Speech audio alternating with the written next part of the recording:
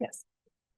All right. Well, good afternoon, everyone. My name is Dr. Jennifer Gold, and I serve as the Vice Dean of Education for the College of Medicine. And it is my distinct honor to be able to welcome our speaker today as part of the Wright Lecture. So I'm going to start with a few remarks reminding us why we have the Wright Lecture and then introduce our speaker. So this is the 6th annual Dr. James R. Wright Lecture featuring Dr. Craig Miller. The Wright Lectureship at the Medical Heritage Center at the Health Sciences Library focus on the history of pathology and other medical history topics and was made possible through the very generous establishment of endowment by Dr. James R. Wright. Dr. Jim Wright is an emeritus professor of pathology and laboratory medicine at University of Calgary in Alberta, Canada. He received his Bachelor of Science in Zoology, his MD, an MA in History of Medicine, and PhD in Experimental Pathology from The Ohio State University, and completed an anatomical pathology residency at Washington University in St. Louis, where he also trained as a postdoctoral fellow in Islet Transplant Laboratory of Paul E. Lacey. Next, after that, he completed a fellowship in pediatric and perinatal pathology at the IWK Children's Hospital and Grace Maternity Hospital in Halifax, Nova Scotia, where he stayed, eventually serving as professor of pathology, surgery, and biomedical engineering at Dalhousie University. Dr. Wright relocated to Calgary, Alberta as the academic department head for pathology and laboratory medicine at the University of Calgary and as a clinical department head for the Calgary Health Region in 2005. And then he retired in 2022. Dr. Wright has published extensively in the fields of experimental islet transplantation, xenotransplantation, bioartificial pancreas technologies, comparative endocrinology, fish biology, placental and perinatal pathology, pediatric pathology, and medical history. In the medical history world, his publications mostly relate to the history of pathology, the history of insulin, and Sir William Osler. And as a medical student at The Ohio State University, he received the American Association for the History of Medicine's William Osler Medal in 1984. He is currently president of the American Osler Society, and Dr. Wright has authored or co-authored over 230 articles in peer-reviewed journals. He has 3 books and 2 U.S. patents. The Health Sciences Library is greatly appreciative of Dr. Wright's gift and the opportunity to bring very distinguished medical history lectures to the attention of the campus community and beyond. So it is now my pleasure to welcome and introduce Dr. Craig A. Miller, a distinguished scholar and historian of medicine. Craig Miller is a native of Columbus. He was educated at Northwestern University and the Ohio State University College of Medicine. He completed a general surgery residency at Ohio State and fellowships in bench research and vascular surgery at the University of California, San Francisco. He is the author of 4 books on the history of medicine, and they are The Making of a Surgeon in the 20th Century, The Big Z, The Life of Robert M. Zollinger, A Time for All Things, The Life of Michael E. DeBakey, which I'm going to have to read coming from Baylor College of Medicine, which has the Michael DeBakey VA and the library. So I'm actually really excited about that. And then Genius Unbroken, The Life and Legacy of Dr. Charles R. Drew, which is Georgetown University Press 2025. He was a scholar in residence at the National Library of Medicine. He's a board-certified attending vascular surgeon in clinical practice and lives in Dublin with his wife, Mandy, and sons, Kellen and Jack. So please join me in welcoming Dr. Miller.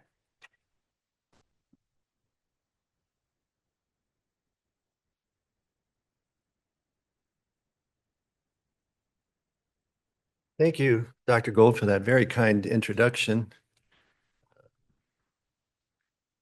Very happy always to return to the hometown of Columbus, and especially to my alma mater, Ohio State University College of Medicine. And I'm here today to talk about this gentleman. Can everybody hear me okay? Okay.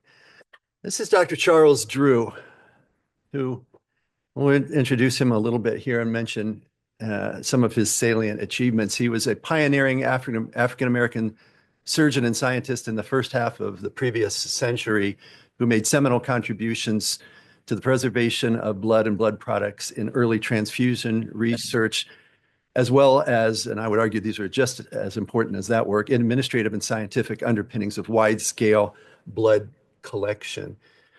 He was also the chair of the Department of Surgery at Howard University.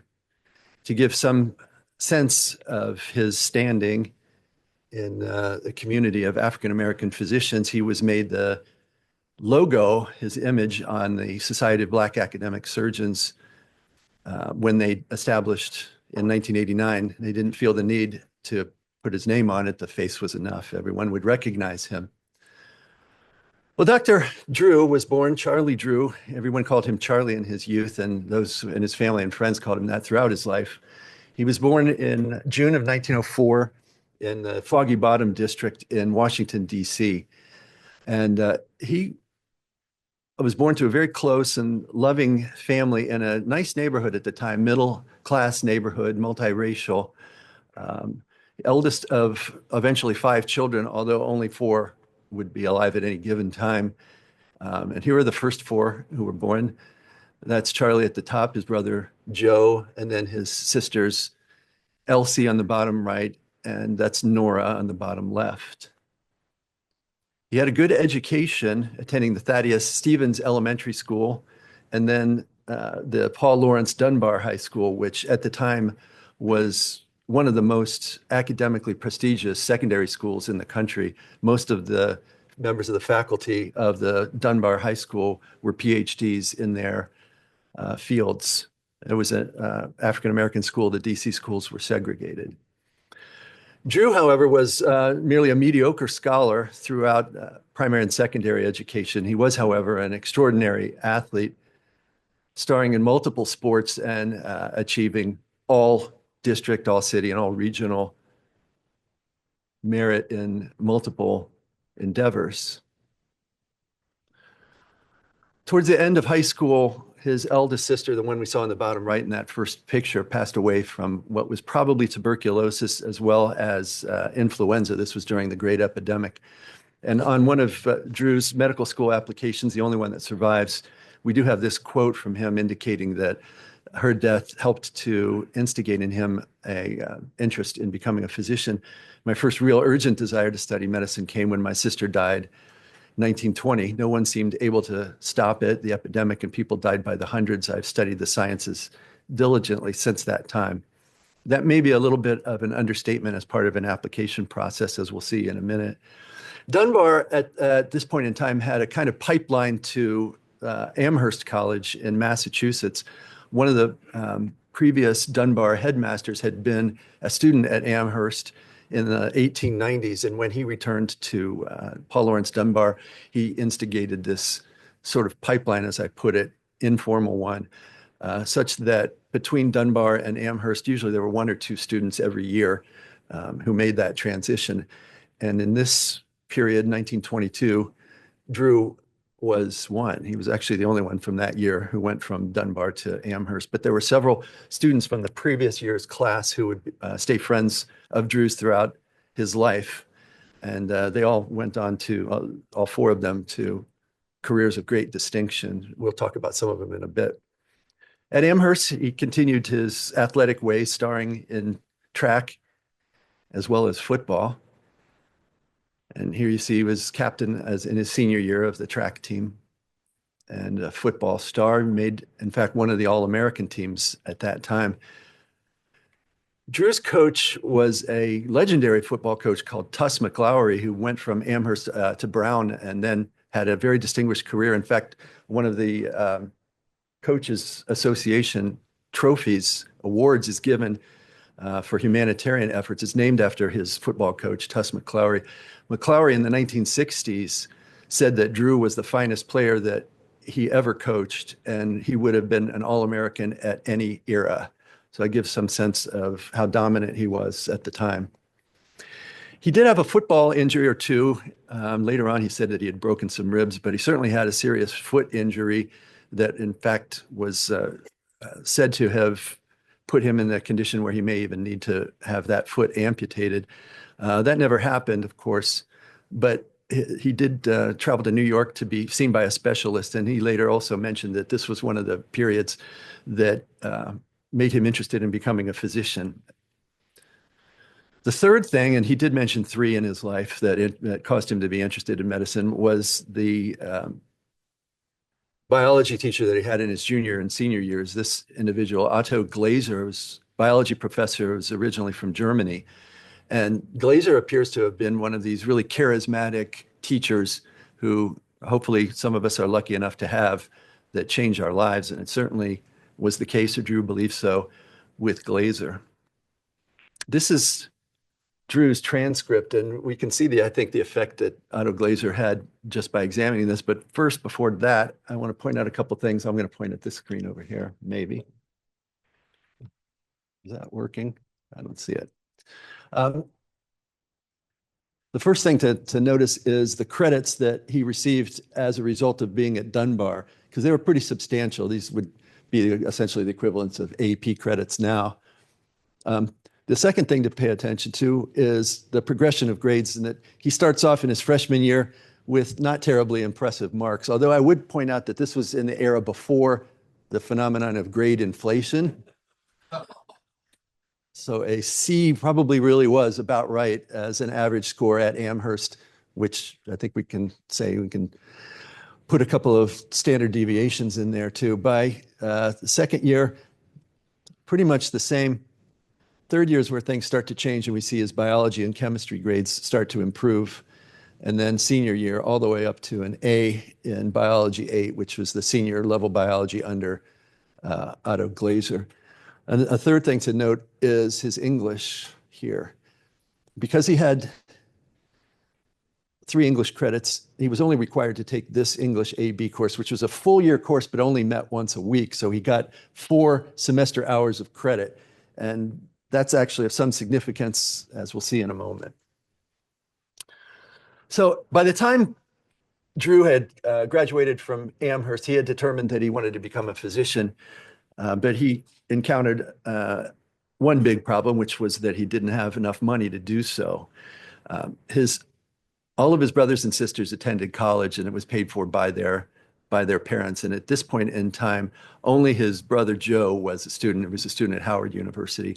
But his parents, having just paid for him at Amherst, did not have the money to help him with professional school. So very pragmatically, Drew made the decision to find a position, and was fortunate to find one on the faculty at what was then Morgan College, now Morgan State in Baltimore, where he became both a biology and chemistry teacher as well as a full-time athletic director and coach. He was the only coach or athletic administrator. That allowed him to save money, and he held that position for 2 years. While he was there, the sports teams of Morgan went from being perennial doormats to being champions of their unofficial leagues of what we would now call historically black colleges. And I think that that's not entirely hard to understand given what we will learn about Drew's work habits, but also when you think about the coaches that he had. I've already told you about Tuss McClowry. The coach that Drew had while he was at Dunbar in high school was an individual called E.B. Henderson, who is generally credited with being the individual who introduced basketball to the African-American community in the United States. So Drew had really 2 legendary coaches as models that he could follow, and I think that that's a good explanation for why he was able to transform these Morgan teams from poor performers to champions in just 2 years. Well, Drew did a very nervy thing in the summer of 1928, which was that he resigned from Morgan before he had been accepted into medical school. He did, however, apply optimistically, and he applied first to Howard University in his hometown with the full expectation that based on his graduation from Amherst and having done well at Morgan, that he would be accepted. However, he was not. And the reason why was, hearkening back to this slide I showed before, was his 4 credit hours in English. And I can't remember whether it was 6 or 8 hours, but Howard required more semester credit hours in English than he had gotten at Amherst, and consequently he was rejected from medical school for policy reasons at Howard. I think they would consider that an embarrassment later. We do know that he also applied to Harvard, or we know he at least approached Harvard According to the sort of family mythology, he was accepted at Harvard Medical School, but on a deferred acceptance for the following year. But having already resigned from his position at Morgan, he had no option and had to find medical school elsewhere. The only, after a very thorough investigation of the records, the only letter that I've been able to see that is related to this in any way is from that summer in June 1928, where I guess it's late spring, where the secretary of what I imagine must be the registrar is saying to Drew that the earlier letter he sent cannot be found, but she's sending a catalog. It's too late in the year for him to be considered for that year's medical school class, but perhaps next year is an option. So I tend to think that he probably was not actually accepted on that deferral. Now, you'll see in the heading here, McGill University Faculty of Medicine. That's where Drew will matriculate. And the circumstances of that matriculation remain, to me, despite working on it for a couple of years, somewhat mysterious. The book that I'm showing here, which is a terrific book, is a sociologic history that's related to the circumstances of Drew's death, which we'll get to, of course. It's not primarily a biography of him, but it does have some biographical material. And in that, this sentence occurs, which apropos of McGill says it had a decent record of enrolling Black students and treating them fairly. And that has been really the conventional wisdom over the years. But I'm not sure that the documentary evidence really backs it up. This is a letter from 1938 that I found in the McGill archives that is to an attorney, and it is from an associate dean called J.C. Simpson, who is familiar with Drew, who is really writing with regard to quotas for Jewish students at the medical school at this time. However, he does include this paragraph. For your information, I might add the only other apparent discrimination against Americans is in respect to the Negro. Because of hospital restrictions, particularly in obstetrics and gynecology, we can take very few Negroes. Feeling that our first duty is towards those of British extraction, we generally refuse the American Negro. Though here again, we occasionally make exceptions, the most notable being Dr. Charles Drew. So this from the associate dean would seem to indicate that it was actually a rarity for them to take an American Black student into the medical school. And in fact, if you look through their classes, you'll see that the very few Black students that they had in the medical school during the 1920s were almost all from British Commonwealth countries like Jamaica. And just following up that, here is a letter that is actually a letter of recommendation for Dr. Drew for his postgraduate degree at Columbia. And in that letter, you see this. After completing his appointment with us, he went to Washington, D.C., where I understand he obtained his appointment, an appointment in the Department of Pathology at Howard University. I'm given to understand that that university is for colored students. And in this connection, I would mention confidentially that Drew has some colored blood in him, but in some parts of this continent, I would opine he could pass for white. Despite the above, he was entirely persona grata with us, and we had absolutely no regrets, though the matter was very fully discussed at the time of his appointment, which was based on his outstanding undergraduate achievements, both academic and in the field of sport, on his being appointed to this institution. So I think this is at least a hint at the perspective of McGill, but it doesn't really explain to us how or why Charles Drew chose to apply to McGill. We've not been able to identify any other applications that he might have made. And by the way, the American medical schools at that point in time generally had a very similar policy regarding the admission of African American students. 1 or 2 per year is what you find on the student rolls in Philadelphia, Boston, New York City, and so forth. There were 2 African American medical schools at that point in time, Howard that we've talked about, and Meharry in Nashville. So by whatever mechanism it occurred in the fall of 1928, Drew arrived in Montreal, and after a little bit of searching, he found this apartment to stay in, which was at 3580 de Rocher there. And as you can see, it's still there. He lived on the 3rd floor.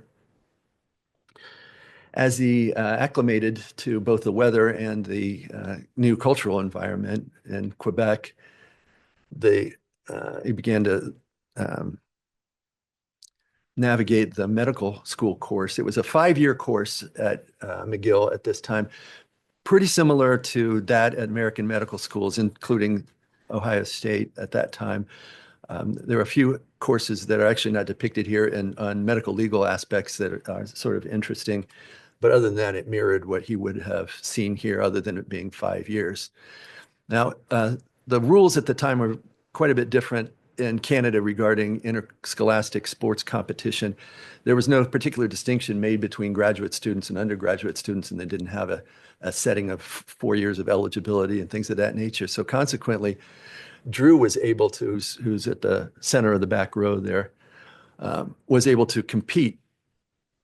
And as you might imagine, having been an All-American in the US, he did quite well in Canada, and in fact was a dominant figure. He also briefly played rugby, and just the fact that he was thinking of doing it was enough to make the Montreal Gazette headline there. Drew McGill, track ace, may turn out for senior rugby. He stayed long enough apparently to get his picture taken, but not much longer than that. I think he wised up and recognized that it was too dangerous. He did, however, stick with track and became one. In fact, at one point, he was the highest scoring track and field athlete in Canadian collegiate history. I don't know whether that's still the case. But everything wasn't necessarily terrific in Canada for Drew. The old bugaboo of lack of funds never really let up for him, and it certainly didn't at this point in time. On New Year's Eve, 1929 into 1930, he wrote this letter, which he addressed to the new year, that I have called the Montreal Testament. I don't know if anyone's a Beethoven scholar, but the letter that Beethoven wrote when he realized he was going deaf is called the Heiligenstadt Testimony, and it's a really heartrending thing to read. And I think this is the closest thing I've seen in a reasonably public figure to matching that level of pathos. This is a 10-page letter that details, as I say, crushing loneliness and poverty, but also ends with an expression of his indomitable pride and determination not to be defeated. I actually put the entirety of this letter almost in the book, despite its length, because I could not see a way to edit it. Well, right around this same time, first he was able to get some private support from his old coach, Tuss McLaury, who heard about his issues with money and raised money amongst his former Amherst classmates. But he also was instructed about the Rosenwald Fellowships, probably by that J.C. Simpson that I mentioned earlier from the letter regarding the quotas. Julius Rosenwald was a philanthropist, New York philanthropist, who made money in the textile industry and eventually decided that Carnegie, like he was going to give it all away, and he did. He gave away all of his largesse, primarily to the building of schools for African American children throughout the South, but also in fellowships which were awarded to Black scholars and artists, musicians, and so forth. And Drew applied for and won one of these in 1931, which allowed him to continue for another year at medical school in McGill. There, the promise that had been illuminated, I guess, by Otto Glaser really took off and blossomed. He became an outstanding medical student, wrote for the McGill Medical Journal, was a member of the McGill Medical Society, elite society. We see his grades here from near the end of his senior year, where he's got A's in medicine and surgery and B in OBGYN. The 2 and 5 next to medicine and surgery indicate his rank in the class. So it was an excellent grade in both, second highest in the class in medicine, fifth highest in surgery. He also won another fellowship, which provided funds for that senior year, the J. Francis Williams Fellowship. It was a competitive exam, and he placed first in his class and was awarded that. He was a member of AOA, was in fact a secretary. And here is his graduating class, 1933. Drew's towards the top left, right up there. Interestingly, he graduated second in his class, and the first place was a woman, Ruth Dow was her name. And as you can tell from this photograph, women were also a strong minority at the time in the medical school classes at McGill. That's just a newspaper clipping showing that, and there's his photograph and highlights from the yearbook of that year. The next year, having decided somewhat that he wanted to go into surgery, did a surgical internship at the Montreal General Hospital, but the following year decided to do a resident year in internal medicine. And I didn't know you were allowed to do that, go back and forth and decide which you liked the best. But he did do that and said later on that he thought that the training that he got in internal medicine helped him out in patient care later on. And I'd like to point out that I'm not aware of any program directors in surgery who would agree that that would be the case. Towards the end of that second year, he started to look around. He had decided surgery was the direction he wanted to go in, and decided determined to look around and find a postgraduate training position for himself. And in December of 1934, we know that he was rejected by the Mayo Clinic, which, with his class ranking, his educational background, he might reasonably have expected a good chance to be given, but he was instead rejected. We don't know if he applied to any others, but we do know that in that same December that he was rejected, he reached out to W. Montague Cobb. Monty Cobb was one of his friends from Dunbar who had gone on to a career in anatomy at Howard University and was very highly regarded. This is a letter that he sent to Cobb, basically asking him what he thought about the surgery program there, how he thought things would stack up, because that was the direction that he wanted to go in. And here is a quote from Cobb that came after Drew's death, but gives some sense of his thoughts. He, meaning Drew, was highly esteemed in Montreal and had good opportunities for a Canadian medical career, but as he had learned at Amherst something of the subtler limitations on the Negro in the United States, so he came to sense the invisible lines under the British system.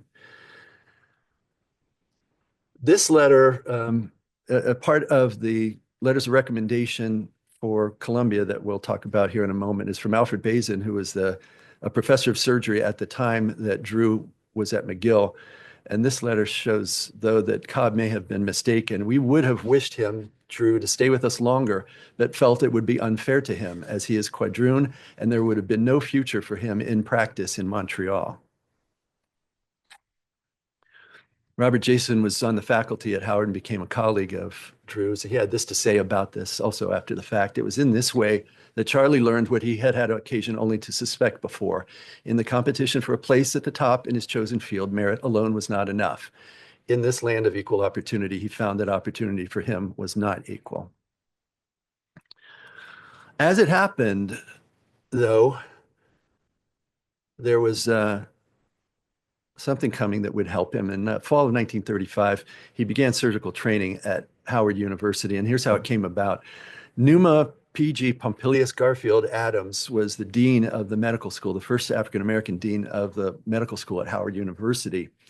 And he, who was a graduate of Howard and other universities, was recruited back from Chicago, where he had been living and practicing, to help inculcate in the school a sense of modernity and a shift to primarily African-American faculty.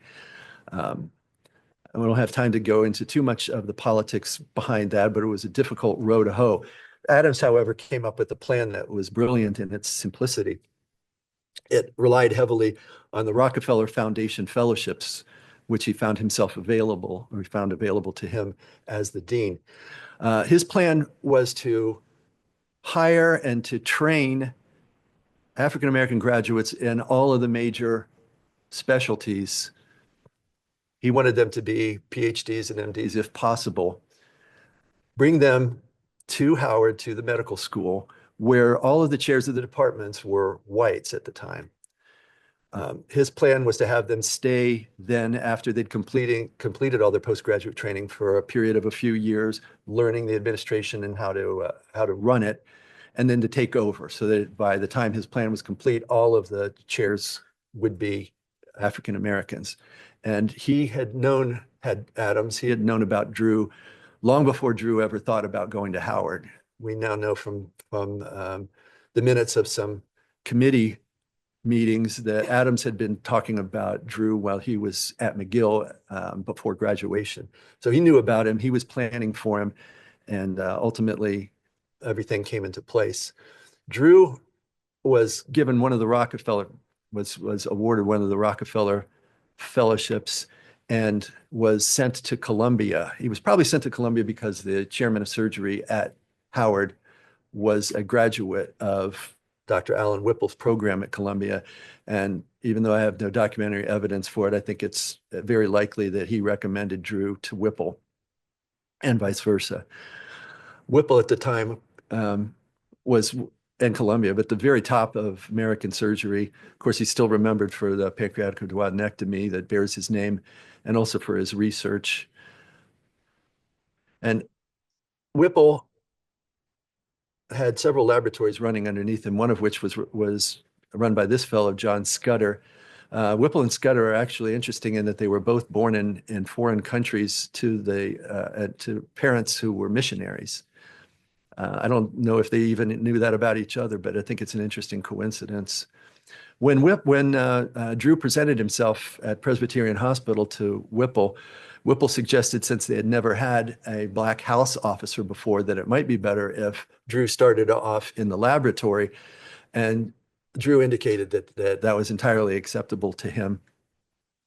So Whipple put him in Scudder's lab, which at that time was studying transfusion and shock very early in the process, especially shock. And for this audience, I don't need to go into the physiology of that.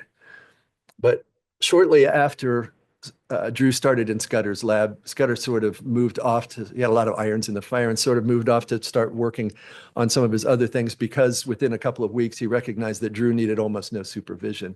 He was completely capable of formulating his own designs for experiments, carrying them out, and doing it all with an administrative elan, really. At this point in time, most of the technical problems associated with transfusion had been solved. The Landsteiner blood groups had already been delineated, ABO for sure. R.H. Landsteiner may have still been working on it. Landsteiner was at Columbia at the same time, by the way. This is 1938. After learning all of what the state of the art was, Drew focused on plugging all the gaps. So what I mean by that is he did much like the subject of my last book, Michael DeBakey. When he decided he was going to work on a topic, he gathered up all the information that had been previously explored about that, systematically analyzed it, and then recognized where the gaps in the knowledge existed, then just to systematically address them one by one. And that's what he did at this point in time.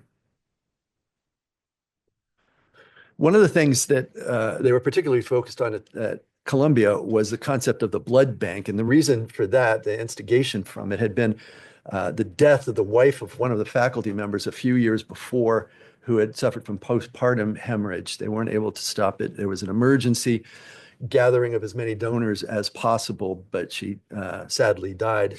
And after that, Whipple in particular told Scudder, we need to get something together so that we've got blood available for transfusion and we don't need to make transfusions on an ad hoc basis.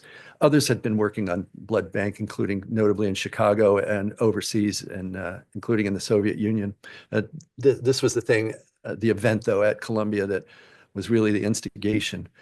While working on all these things and also moving towards a doctorate in medical science, which was a specialized degree at Columbia that was essentially equivalent of a PhD that they awarded, that Scudder suggested that he do, and he did, and it made that part of the blood bank and transfusion work.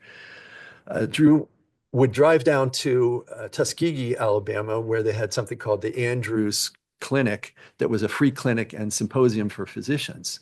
And one of the times that he went down, this was 1939, he was introduced to this young lady, Minnie Lenore Robbins. Even though her name was Minnie, he called her Lenore forever. He was the only one that ever did, apparently. They met in April 1939. He went to the Andrews Clinic, stayed for one day, turned around and came back, drove back to Atlanta, left the people that he'd driven with back in Tuskegee, and met her at 2 a.m. to propose 2 days later. They met in April, married in September. Then he went back to work. This was his doctorate thesis, Banked Blood, a Study in Blood Preservation. And it's a remarkable document. It, as I mentioned, contains within it all of the information, all the research that had been done, meaningful research in blood storage and banking up to that point in time, and then includes all of Drew's contributions to the effort. This has never been published. Most of the research that he did has been published in independent papers, separate papers, but this whole compendium, including that history, has not been published. I was at Columbia a couple of days ago, and I strongly urge them to do so, because I think it would make a great contribution to the literature. Well, he finished up in New York in 1940 and returned to Washington now to join the faculty, fully trained, and he's ready to complete the final phase in Numa Adams' plan, which is to learn at the side of the chair of surgery that was existing there. But he was not, as it turned out, quite, New York was not quite done with him. In the fall, late summer, really, in the fall of 1940, in New York, there were some certain folks, some involved with Columbia and others not, who were really pushing for a blood transfusion to be brought into clinical use. It was called a Blood Preservation Society. And they got involved in a program to try and collect blood for the English, who were at that time, after the dry part of World War II, when nothing much happened in late 1939, early 40, now they were under the London Blitz, suffering civilian casualties. So the Blood Preservation Society inaugurated a Blood for Britain project. They initially approached John Scudder and said, "Would you run this for us?" And he said, "No, I've got a better guy, Charles Drew." So they brought him up and were very happy that they did so. It was by this time that all of the work that most of the work that Drew had done was on whole blood. A few things he had done with plasma, but really the work that I've mentioned up till now, it was whole blood work. Scudder had been working on plasma independently at Rockefeller, but the plan was clearly that one of the things they'd found was that there was no way for them to preserve whole blood long enough for it to be transferred overseas, but plasma would work. This is liquid plasma, which is what they started with at the Blood for Britain project. This is where the Red Cross gets involved, because the Blood Preservation Society people had some cross reaction, if you will, with the Red Cross, and they brought them in to help with the donor because their public outreach was so good. The project was completed by January of 41. That by then the English had done a good enough job with getting their own program up to speed that they no longer needed the help of the New Yorkers. But this is the final report, which is in itself also, I believe, a very important document in the early history of transfusion science and blood banking. This is what they were able to accomplish in the fall and early winter. 14,000 and more donations and over 5,000 liters of plasma were transported to Britain. It was right at the close of this that the American Red Cross, recognizing that the United States would soon, one way or another, be involved in this war that was beginning to cover the globe, started work, or continued what was already beginning work on a nationwide blood donor program. With the great success that Drew had enjoyed, it was no surprise that they would ask him to head this up too. And initially, it was only located in the New York City area. And that was the part of it that he ran for the next few weeks. This picture is of him on a early blood mobile foray. It was his idea to put behind a truck a refrigerated car that would then go out into the community and collect blood from schools and from workplaces when those people couldn't necessarily come to the Red Cross centers to give the donations themselves. And he accompanied them on their first trip out. And this is a photograph of it. Also interesting about this is we know from his letters to his wife that he was starting to come down with the flu right now. And you can kind of look at it. He doesn't have the happiest look on his face there. We also know that this was during the week when he was preparing to take the oral part of the American Board of Surgery exam, which he knew was coming up in 2 days. I have to say something about that because there are a lot of legends about prominent surgeons and their experiences taking that particular examination, and Drew's is one of them. As the story goes, he took his exam, which I believe is in Philadelphia. Anyway, when he took his exam, the patient that he was presented with was someone who was suffering from shock. And being at that time probably the world's leading figure in treating that, he did extraordinarily well. He was actually, immediately after passing that exam, he was made an examiner of the American Board of Surgery, which I think is a pretty rare thing, Dr. Ellis. Now he returns in the spring of 1941 to Howard to become the chair of surgery and the chief surgeon at the affiliated hospital there, the Freedmen's Hospital. And so those extra few months that he spent there were certainly paid off. Instead of having to come in and learn by the side of the existing chair, that fellow very graciously just said, look, this guy's got everything I've got and more, and stepped aside. So Drew becomes chair without really ever having to be a junior faculty member. The story is out there, along with a lot of stories about Drew and others. It's not factual that Drew resigned from the American Red Cross because he was unhappy with their policy of blood segregation. And that's not true because they did not have such a policy yet. They would have a policy like that soon, as we'll see. But he left in the spring of 1941 for a couple of reasons, one of which was that Howard University said, enough with this blood in New York City, come back here for what we hired you for. And the second thing that can be inferred from the letters between him and his wife is that Lenore said, enough with blood in New York, come down here where you belong. At that point, by the way, she had already had one child, a daughter whose name was BB. Believe it or not, it's really true, BB for blood bank. Yep, it's actually a true story. That one seems too good to be true, but it's actually true. So he did what anyone with such a charge at Howard would do, or at any other university hospital and academic center. He focused on improving clinical care and training his medical students and residents. It was at this point that he first started to talk about his main goal in life being to educate African-American physicians, medical students, and surgeons the best that he could, and that being the real focus of his life. Here's the growing family. You've got 3 of the daughters there. On the left is my co-author, Charlene Drew Jarvis, who has had a career of formidable characteristics. She was PhD in neuroscience and worked at the NIH for a number of years before deciding to become a politician and working in DC on their city supervisors board for a number of years, and came within a few votes of being mayor of District of Columbia in the 1990s, and then subsequently president of Southeastern University. She's now retired.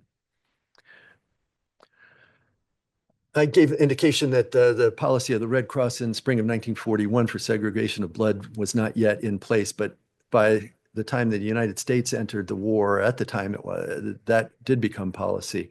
And the policy was actually even more stringent than what I had indicated. So after Pearl Harbor and the entrance of the US into the war, the Red Cross opened the doors for donors and said, come on, come one, come all. The Black community, just as patriotic as any, um, did go to the Red Cross, but they were denied because the Red Cross at that point would not accept donations from Black donors. And it's a little bit difficult in researching this to find out exactly whose policy that was, because the Red Cross will tell you that they were just doing what the military, what the Army said. The Army said, we didn't say it. It was the Navy that said that. Navy said, we didn't say it. So actually pinning down who was responsible for that is somewhat difficult. And it's, as they would say in the military, above my pay grade. So I'm not going to try and guess, but it caused a gigantic cause célèbre immediately. This was something that would not be taken by that community lying down. And before we're talking late December, by the end of January, it had reached Franklin Roosevelt's desk. And he told the chairman of the Joint Chiefs of Staff to get this taken care of. So what emerged out of that was that Blacks were allowed to donate blood, but the Red Cross would keep those units segregated throughout the course of the war. And that was the policy that lasted until after World War II was over. They were never forced, I guess, obligated to change that policy. And a separate question would be exactly whether that was actually practically enforced or not. Drew was asked about such a thing earlier before this, and apropos of the Blood for Britain project, and he said, we would have had to have two completely separate systems. We couldn't have done that. So it's hard to believe that the Red Cross did it. No proof, just my surmise. As one of the world experts in blood donation and preservation, Drew was approached for his opinion and gave it this way. There was no scientific basis for the separation of bloods of different races. In 1944, he was awarded the Spingarn Medal, which is the highest award given by the NAACP. And at that point, he gave this quote. Clearly, the sting of this ongoing policy was still there. And he said, a great mass of people have been hurt sorely and unnecessarily by a form of discrimination that should never have come about. It's imperative that we meet this new form and smash it, as we must smash all the others. This is also an interesting picture. I know this was in Chicago in the summer of 1944, and I'm sure it was hot. Drew doesn't seem terribly happy there. Does anybody recognize the individual to the far left? Who looks a great deal happier than Drew? It's Cab Calloway, the singer.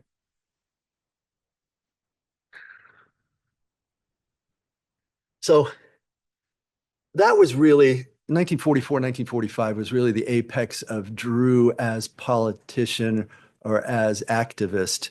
At this point, he really pivoted towards what he had earlier said was his primary responsibility, which was his trainees, his medical students. And he recognized that one of the great obstacles to their success one of the great obstacles was the organizations of American medicine, including the AMA and the American College of Surgeons. Now, the history of race in the AMA is a long one and dates all the way back to the founding in the 1840s, or certainly to immediately after the Civil War, and terribly complex, with the AMA at this point in time, 1940s, and even before that, consistently taking the position that they were an amalgamation of county medical and state medical societies, and it wasn't their place, nor could they, by their bylaws, make any commentary regarding the constituent members and who the state medical societies selected and so forth. And there's a long series of, it's not terribly long, series of letters between representatives of the AMA and Drew on this point in the book that flesh it out pretty well. I think his arguments seem perfectly reasonable. Theirs seem increasingly irrational. But it was years later before the policy was eventually rescinded. Probably an even more painful issue for Drew was that he was not allowed membership in the American College of Surgeons. If the history of race in the AMA is complex, it's even more convoluted with the American College of Surgeons because one of the founding members of the college had been an African American, and there were others who had sporadically been allowed in, but as a policy at this point, um, I'm not sure it existed as a policy, but as a practical policy, um, it was something that was just not on the table. And we were faced in the mid 1940s with a very bizarre scenario where Charles Drew, who's an examiner of the American Board of Surgery, is not a fellow of the American College of Surgeons. And there are letters back and forth between leadership in that organization and Drew also, where he's pleading his case with the support of all the academic surgeons in the DC area, too, by the way. So this was clearly a source of great discomfiture for him. I put this up as a big shock and surprise because it was a big shock and surprise. On April 1st, 1950, Drew, at 45 years old, was suddenly killed in an automobile accident. He was driving from Washington to Tuskegee to the Andrews Clinic, the same clinic that he was driving to when he met his wife. It was something that he tried to attend on an annual basis and was generally successful. So the way that it transpired was on a Friday night, Saturday morning, he, another member of the surgical faculty, and then two of their trainees took off from Washington after midnight in the other faculty members' Buick, their plan was to drive continuously to Atlanta and then stop in Atlanta. That was the route that he always took. The other surgeon drove between Washington and Petersburg, Virginia, and they switched at Petersburg. And then shortly over the state line between Virginia and North Carolina, Drew, now driving, apparently fell asleep. What happened? And he awakened by the other surgeon. And as they were heading into a corner, he oversteered in the other direction, and they left the road at a high rate of speed, crashed, tumbled over a couple of times. Two of the other members besides Drew remained in the car. One of them was thrown free. He broke an arm. Drew, they found him, the others did, with the driver's side door open. His foot was caught underneath the brake pedal. Otherwise, he would have been thrown clear too. But because he was caught there as the car rolled over on its side, it rolled over him several times. And he had very significant traumatic injuries from which he was not able to survive. I've just mentioned here briefly because it's not something I like to focus on, that there was a false report that circulated almost immediately from what source unknown that Drew was refused treatment, or the even more pernicious rumor that he was denied blood transfusion due to race. This is simply not the case. The other three physicians that were with him, all Black physicians, said that, and they witnessed his care, said that everything was done for him at that Alamance County Hospital, small rural hospital, that could have been done. But as one of them said, if they had been at Duke, half hour away, it wouldn't have mattered because his injuries were just not survivable.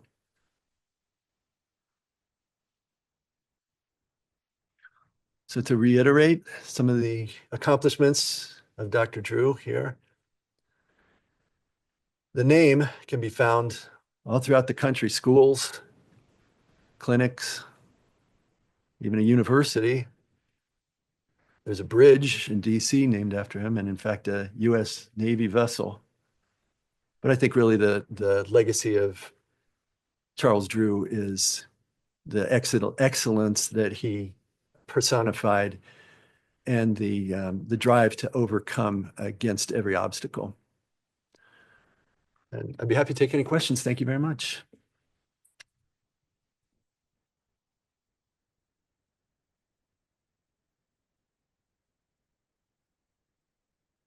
Sure. Books about Drew and his other guy, Robert Dollinger. Any evidence that they ever? Any evidence that they ever interacted? I've wondered about that myself. Yeah, I've wondered about that. I know that they were both at the American Surgical Association meeting in 1939. They both presented at that meeting. Dr. Zollinger for the Brigham group and Dr. Drew, I know was there for the Columbia group, but I don't know whether he presented or not. The records don't go into that level of detail. His name is on the abstract there, and it's on the paper, along with John Scudder and the others from that group. He and Scudder were the only surgeons, so I think he may have presented at that, and Zollinger may have heard the presentation, but other than that, no. DeBakey, who I also wrote a book about, did know about Drew because we know that DeBakey wrote a book on transfusion in the early 1940s, and it cites Drew's work. So we know that DeBakey knew about him. I don't know about whether the doctors, I'm quite certain that he knew who he was later on. And probably if Dr. Drew had lived a little bit longer, Dr. Zollinger would have been invited to be a visiting professor there, as several high-ranking members of the American surgical community have been over the years, including when Drew was still alive. You're welcome. What prompted you to write this history?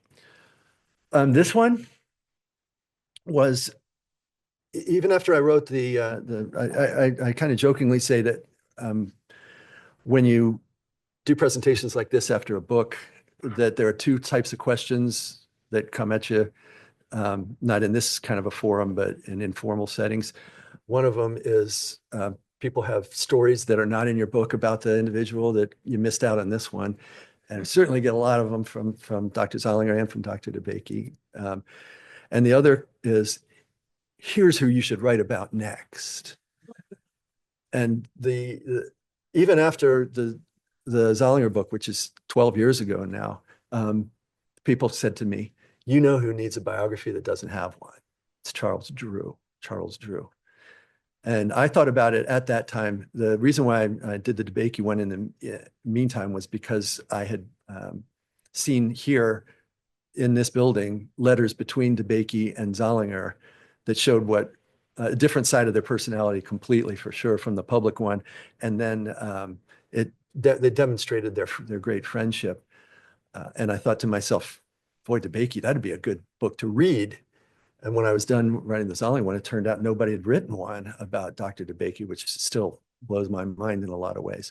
But after that, after the DeBakey one, it came out in 2019, it was the same thing happened. People said, Charles Drew is somebody that deserves a biography and doesn't have one. I reached out to his daughter, who I just mentioned, Charlene, just sent her an email, cold email. And I said, this is who I am. These are the kinds of things that I'm doing. I think your father deserves a biography. And she had been trying to do it, but that's not in her skill set. And she hadn't identified someone who was. And I thought, I'm a surgeon. I know what he did. I understand that. And I kind of do biography stuff too. So our first telephone conversation was probably 2.5, 3 hours. And by the end of that, I think we had agreed that we would go forward with that. And that was about 2021. So thank you for that, asking that question. I should point out that Dr. Drew was in fact awarded a fellowship in the American College of Surgeons posthumously. I believe the only posthumous one ever given. And the records that I was sent from the college, from Chicago, indicates that the previous year he had been voted to receive a fellowship, but he died before it could be given to him. Not posthumous. That was while he was still living. Sir. Where did they live in Washington, D.C.? Where did they live? Yeah, they lived two places after he moved back. His family, let me back up just a little bit. He was born and his family lived in the Foggy Bottom neighborhood, which is down where the Watergate Hotel is in that area. After Elsie died in 1920, the father, Richard Drew, and his parents were wonderful individuals. The father, Richard Drew, decided that he didn't like the climate in Foggy Bottom, thought it might have contributed to her sickness.